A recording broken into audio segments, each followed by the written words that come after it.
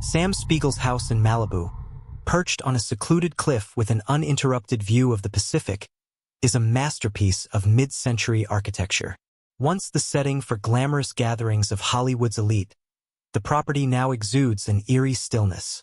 Following Spiegel's death in 1985, rumors began to surface about strange occurrences in the home, passed down from owner to owner like a whispered legend.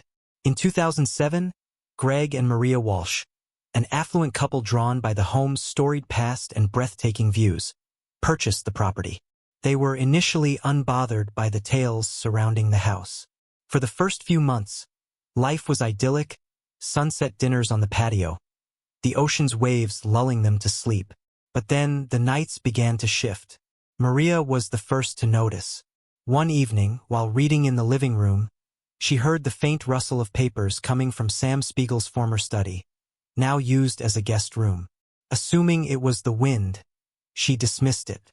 But as the weeks went on, the sounds grew more distinct. Papers shuffled, footsteps echoed down the hall, and faint murmurs, as if someone were speaking to themselves, filled the air. Greg, ever the skeptic, attributed it to an overactive imagination. But his disbelief wavered one evening when, working late in the study, he felt a presence behind him. Turning, he saw no one. Yet the smell of cigar smoke, a distinctive scent Spiegel was known for, lingered in the air. The couple didn't smoke, and no visitors had been in the house. The pinnacle of their unease occurred on a cold December night. Maria, unable to sleep, wandered into the study. She froze at the doorway, staring at the desk. There, in the dim moonlight streaming through the windows, she saw the faint outline of a man hunched over, as if deep in thought. His hand appeared to move, mimicking the act of writing. The apparition lasted only a few seconds before dissolving into the shadows. Maria was too stunned to scream. The next morning, Greg found a yellowed sheet of paper on the desk, bearing a faint indentation of handwriting. While the words were illegible, the structure resembled a script dialogue formatted with clear line breaks. It wasn't a page they owned or had seen before. Words spread about their experiences, drawing curiosity seekers and paranormal investigators. One team used audio equipment in the study and captured faint whispers. Scene 1, action. Others claimed to hear Spiegel's authoritative voice, barking directives, as if he were commanding a production from beyond the grave. Despite these occurrences, the Walshes chose to stay. "It's not malicious," Maria once said in an interview. "It's as though he's still working, still creating. Feels dedicated, not threatening." Over time, they even began to embrace the house's peculiar charm, leaving a pen and paper on the desk as a gesture of respect. They swore the paper sometimes shifted positions overnight, though they never caught it happening. Sam Spiegel's house remains a place of both reverence and mystery, a testament to the enduring spirit of Hollywood's golden age and the man who helped shape it. Those who visit can't help but wonder if Spiegel, in his relentless drive for perfection, simply refused to let death interrupt his creative process. The Walshes' acceptance of the peculiar phenomena didn't quell the house's restless energy. In fact, it seemed to intensify, as if acknowledging their surrender. The rustling of papers in the study began to occur at precise hours, always around 2:17 a.m. Maria, who had started keeping a journal of the events, noted this pattern with growing unease. Then came the nights when the sounds spilled beyond the study. In the dead silence of early morning, Greg would wake to the distant clatter of typewriter keys, echoing faintly from the direction of the living room. The Walshes didn't own a typewriter. When they searched for the source, the sound would abruptly stop, leaving only the rhythmic crashing of waves outside. One evening, Maria invited her close friend, a historian specializing in Hollywood's golden age, to visit. Over wine, they shared stories of the house's strange occurrences. The historian, intrigued, suggested digging into Spiegel's archives to see if any unfinished projects or mysterious scripts might explain the activity. 3 days later, Maria received a call from her friend, her voice breathless with excitement. "You're not going to believe this," she said.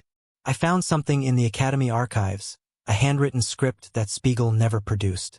It's a dark thriller, almost prophetic in tone, about a man trapped in a liminal space between life and death, unable to finish his masterpiece. The last page is missing. That night, as the Walshes sat at the kitchen table poring over scans of the old script, a sudden gust of wind swept through the house. Papers flew off the table, scattering across the floor. A single page landed at Maria's feet. She picked it up and gasped. It was one of the yellowed pages from the study, the one with the faint indentations. This time, under the right light, Greg swore he could make out 2 legible words at the top of the page: final scene. The tension in the house thickened. Lights flickered more frequently, and the footsteps now moved not just through the hallways but up and down the staircase, slow and deliberate, as if pacing in thought. One night, Maria woke to the sound of muffled voices. She tiptoed to the living room, her heart pounding. There, in the dim light, she could make out the shapes of 2 men, one seated, gesturing animatedly, the other standing, arms crossed, listening intently. She blinked, and the figures were gone. But the chair remained faintly warm to the touch. Maria's journal began filling with entries about shadows that seemed to stretch unnaturally long, whispers that called her name, and faint drafts of cold air that carried the undeniable scent of Spiegel's favorite cigars. Yet it wasn't until a stormy night in late March that the house seemed to truly come alive. As lightning illuminated the coastline, Greg found himself inexplicably drawn to the study. He opened the door and froze. The desk lamp, one they never used, was glowing softly, casting its light over a pristine sheet of paper. Greg approached cautiously, his breath shallow. As he reached for the paper, the sound of the typewriter keys began again, impossibly close. And then, just as his hand touched the paper, the keys stopped. Don't forget to subscribe and like if you liked this story. Greg stared at the paper in the dim glow of the lamp. The blank sheet seemed untouched, yet his fingers trembled as he lifted it. The silence in the study was deafening now, the typewriter keys no longer clattering. Instead, a faint tapping sound emerged, rhythmic and deliberate, as if someone was drumming their fingers on the wooden desk. Suddenly, Greg felt a shift in the air behind him, a presence so palpable it sent chills racing down his spine. He turned, half expecting to see someone standing there. But the room was empty, just the shadows of bookshelves and the faint shimmer of rain streaking the window. Maria's voice broke the tension, calling from the hallway. "Greg, are you okay?" He hesitated before replying, unwilling to share what he'd felt. "Yeah, just something odd with the lamp." That night, neither of them slept. The tapping sound persisted, moving through the house like a restless rhythm. It grew louder, more insistent, until Maria couldn't bear it anymore. She marched into the study, determined to confront whatever it was. What she found stopped her cold. The desk, which had always been empty save for the paper and pen they left as a token, was now covered in a spread of documents. Yellowed sheets, scribbled with diagrams, notes, and casting lists, some so faded they were barely legible. At the center of it all sat a weathered leather-bound notebook, its cover embossed with Spiegel's initials. Greg joined her moments later, his face pale. "Where did this come from?" he whispered. Maria's hand hovered over the notebook, but she hesitated to touch it. "I don't know. I swear it wasn't here an hour ago." As they examined the papers, the pieces started to connect. These weren't just random documents.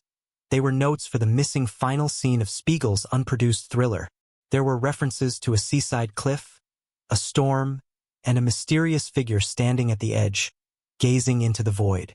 It was unsettlingly familiar, almost as if Spiegel had been describing the very house they were in. Maria opened the notebook carefully, her hands trembling. On the first page was a single sentence, written in bold, jagged handwriting: "To finish is to free." The words chilled her to the core, but Greg seemed fixated. "What if that's what this is about?" he murmured. "What if he's trying to finish it?" Before Maria could respond, the lamp flickered violently, plunging the room into darkness. A sudden crash echoed from downstairs, a sound so loud it shook the walls. Greg grabbed a flashlight, and they crept toward the noise, their footsteps slow and hesitant. In the living room, the grand mirror above the fireplace had fallen, shattering into countless shards. But amidst the broken glass, something caught Maria's eye. She bent down and picked up an unbroken fragment. Etched into the reflective surface, as though scratched by an unseen hand, were the words, "The ending begins at the cliff." They exchanged a glance, the meaning sinking in. The cliff behind the house, the one Spiegel had admired, where he'd spent hours pacing, deep in thought, was more than just a scenic viewpoint. It held some kind of key. Compelled by an unseen force, they ventured out into the storm. The wind howled, and the rain stung their faces as they approached the cliff's edge. Lightning illuminated the jagged rocks below, and for a moment, Greg thought he saw a figure standing on the precipice, arms outstretched as if embracing the tempest. Maria shouted over the wind, "Do you see that?" Greg nodded, his voice trembling. "It's him. It has to be." But as they edged closer, the figure vanished, leaving only the sound of the waves crashing far below. At their feet, something glinted in the rain. A small brass key, half buried in the mud. Maria picked it up, her fingers numb. It was heavier than she expected, its surface etched with intricate designs that seemed to shimmer even in the dim light. Neither of them spoke as they returned to the house, their minds racing. The key had to mean something, but what, and why now? Back in the study, they stared at the scattered papers and the notebook, the storm still raging outside. Greg reached for the notebook again, his resolve firm. "We have to figure this out. Whatever it is, it's not going to stop until we do." Maria nodded, though unease gnawed at her. As Greg flipped through the pages, the faint sound of typewriter keys began again, this time, coming from nowhere and everywhere at once.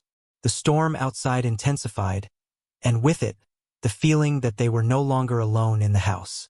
The typewriter keys grew louder, relentless now, as if demanding their attention. Greg and Maria exchanged a look of shared dread. The notebook in Greg's hands felt heavier with every page he turned, as if the words within were taking on a life of their own. Maria's gaze drifted to the study door, which stood ajar. Beyond it, the hallway was cloaked in darkness, but something about it felt different. The air seemed denser, thicker, almost charged with static. Then she saw it, a faint flicker of light coming from the living room, as though someone had lit a lantern. "Greg," she whispered, clutching his arm. "Do you see that?"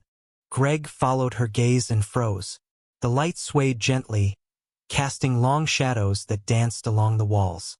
It wasn't coming from their electricity, this was something older, softer, like the glow of an oil lamp. Without speaking, they both rose and moved toward the door, drawn by an invisible pull. As they stepped into the hallway, the air grew colder, and the faint scent of cigar smoke returned, stronger this time. The light in the living room flickered again, and for a brief moment, they thought they saw a figure standing by the fireplace. It was tall and broad-shouldered, dressed in what looked like a suit from another era. "Mr. Spiegel?" Maria's voice was barely audible, her question more a plea than an address. The figure didn't move but seemed to waver, like an image caught between two realities. Then, as quickly as it had appeared, it was gone, leaving only the lantern's glow. But now, something new was there, a faint sound, almost imperceptible. The rustle of fabric, as if someone had just brushed past them. Greg stepped forward cautiously, his eyes fixed on the lantern. It rested on the mantel where the shattered mirror had been, its flame steady despite the absence of a draft. Beneath it lay a folded piece of paper. He hesitated before picking it up, his fingers trembling. Unfolding it revealed a single sentence, written in Spiegel's unmistakable handwriting. "The key fits the door to the past." "The door to the past?" Maria whispered, peering over his shoulder. "What does that mean?" Greg turned the paper over, but the back was blank. Frustrated, he looked around the room, as if expecting an answer to materialize. That's when he noticed something they hadn't seen before. Near the base of the staircase, just to the left, was a small wooden door, almost imperceptible against the wall. It was painted the same color as the surrounding woodwork, blending seamlessly into the design. "Was that always there?" Greg asked, his voice shaking. Maria shook her head. I've never seen it before. The key in her hand seemed to grow warmer, as if responding to their discovery. Without a word, they approached the door. It was small, barely tall enough for them to crouch through, and its brass handle was worn with age. Maria knelt and inserted the key. It slid in smoothly, the intricate designs on its surface aligning perfectly with the etchings on the lock. As she turned it, a deep click echoed through the house, louder than it should have been. The lantern's flame flickered violently, casting chaotic shadows across the room. The door creaked open, revealing a narrow passageway that sloped downward into darkness. A faint light glowed at the end of the tunnel, pulsating softly, like the heartbeat of something alive. Greg and Maria stared into the abyss, neither daring to speak. Then, from deep within, they heard it. The unmistakable clatter of a typewriter, followed by the sound of a chair scraping against the floor. "Do we go?" Maria asked, her voice barely a whisper. Greg hesitated, but then nodded. "If this is what he wants us to find, we have to." They stepped through the doorway together, the air growing colder with each step. The door creaked shut behind them, and the light from the lantern faded, leaving only the pulsating glow to guide them deeper into the unknown. The passageway was narrow and cold, the walls rough and damp, as if carved from the cliff itself. Each step forward amplified the sound of the typewriter, no longer faint but sharp and deliberate, as though someone were furiously completing a draft. The glow at the end of the tunnel grew brighter, illuminating faint outlines of figures on the walls, shadows that seemed to move and shift as the Walshes passed. Maria gripped Greg's arm tightly, her breath shallow. "This can't be real," she murmured, but the weight of the key still in her pocket said otherwise. At last, they emerged into a cavernous chamber. The glow emanated from an old desk positioned in the center of the room, its surface cluttered with yellowed papers, pens, and an antique typewriter that gleamed as if freshly polished. Behind the desk sat a man, his face gaunt, his suit impeccably tailored, his eyes burning with intensity. It was unmistakably Sam Spiegel. He didn't look up, his fingers flying across the typewriter keys with a fervor that seemed inhuman. Papers spilled from the desk onto the floor, all covered with handwritten notes, sketches, and fragmented dialogue. The air was thick with the scent of cigars, and the rhythmic clatter of the typewriter filled the cavern like a heartbeat. Greg took a hesitant step forward. "Mr. Spiegel?" he asked, his voice echoing in the vast space. The man froze, his fingers hovering above the keys. Slowly, he turned to face them. His eyes were hollow yet piercing, filled with a strange mix of desperation and resolve. "You've come," Spiegel said, his voice gravelly, as though unused for decades. "You found the key." Maria swallowed hard. "What is this place? Why are we here?" Spiegel rose from his chair, towering over them despite his frail appearance. "This is the space between," he said cryptically, "where unfinished work lingers, where those tethered to their creations remain." He gestured to the typewriter. "I've been here, trapped, because the story isn't done. The ending, it must be written." Greg glanced at the scattered papers. "But why us? Why not someone else?" Spiegel's gaze softened, almost mournful. "Because the house chose you. It always chooses those who can see, who can hear." He gestured toward the desk. "Now, you must help me finish it." Maria shook her head, fear and confusion swirling in her mind. "We're not writers. We don't know how t—" Spiegel slammed his hands on the desk, the sound reverberating through the chamber. "You don't need to be. The story is already written, except for the final scene. All it needs is a witness, someone to set it free." Greg hesitated, then stepped closer to the desk, drawn by an inexplicable pull. The typewriter seemed to hum faintly, as if alive. Without thinking, he reached out and placed his hands on the keys. Instantly, the cavern shifted. The walls seemed to ripple, and the shadows on them grew more distinct human figures, frozen in moments of drama and despair. Maria gasped as she recognized scenes from Spiegel's films, the characters moving just enough to seem alive. The air buzzed with energy, as though the very fabric of reality were fraying. Greg began typing, his fingers moving of their own accord. Words poured out, not from his mind but from something deeper, something ancient. The story unfolded before them, vivid and terrifying. A man standing at the edge of a cliff, torn between the life he knew and the unknown abyss. The storm raged around him, mirroring his inner turmoil, and with a final cry, he stepped forward, embracing the void. As Greg typed the last word, the typewriter shuddered and fell silent. The glow in the room dimmed, and Spiegel let out a long, shuddering breath. His form began to dissolve, flickering like an old film reel. "Thank you," he whispered, his voice barely audible. "It is finished." And then he was gone, leaving only the desk and typewriter behind. The Walshes stood in stunned silence, the weight of what had happened sinking in. The typewriter's glow faded completely, and the cavern grew cold and dark. They turned and retraced their steps, the passageway now eerily silent. When they emerged back into the house, the storm had passed. The shattered mirror was gone, the lantern extinguished.